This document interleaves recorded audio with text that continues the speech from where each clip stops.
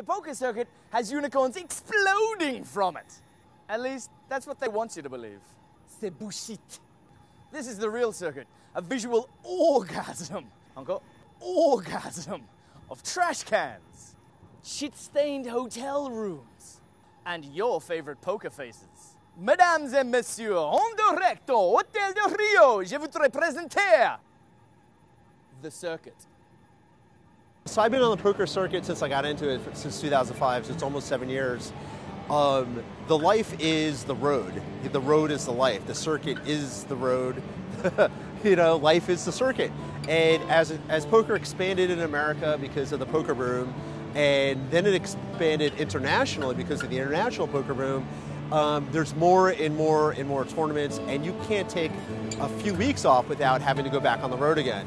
So unfortunately, a lot of people, a lot of my friends, they really don't even have places to live because they just live in hotels, and you know, you have to come to Vegas and live here at least 2 months every year. And if you do other Vegas events, you're back here. So unfortunately, the life is the road, and your friends become the people you work with because that's just the way it is.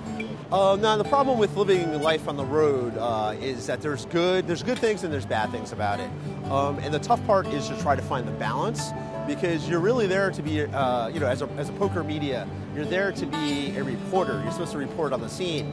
But at the same time, you know, you happen to be in Prague one day, or next thing you know, you're in France, or you're in London and you're back at the World Series. So you really have to try to find some sort of middle ground, a balance, to keep you sane, and at the same time, too, to kind of give you the sort of comforts of home without actually being at home, living in hotels. And usually that's sort of the late nights, hanging out in the hotel bars with your friends from, you know, different parts of the media and whatnot.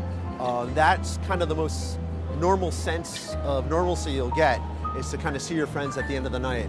You all had a shitty day, but it doesn't matter if you're in Budapest or if you're in London or Atlantic City. At the end of the night, you all kind of converge together and share your own bad beat stories or share a few cocktails just to try to make sense of it all. I mean, poker media has been amazing for me because I've been able to see the world through this. I struggled as a writer for a decade and nothing came out of it. But once I got into poker, I got sent all over the world, and depending on who you work for, you get to stay in really nice 5-star hotels in Monte Carlo or in Barcelona. So I mean, I've been able to travel the world, something I never would have been able to do had I not gotten into poker. So in that regard, I'm incredibly grateful, because as a writer and as a traveler, that's what I want to do in life. And whatever shitty job I might have had, I would take that money and save it up and then go travel. With poker, it's great because I can get sent to Lima, Peru to cover a poker tournament, and then I blow my paycheck going to Machu Picchu. So, I mean, I'm very, very grateful. Wow, my future. What's going to be my future in poker or future poker media? That's a good question. I really don't know the answer to that. It all depends on who shows up with the big bag of suitcases, because I go where the money is. But at the same time, you know, I have a lot of other interests. I think life is incredibly short. There's a band called Fish. I'm writing a book about it as we speak.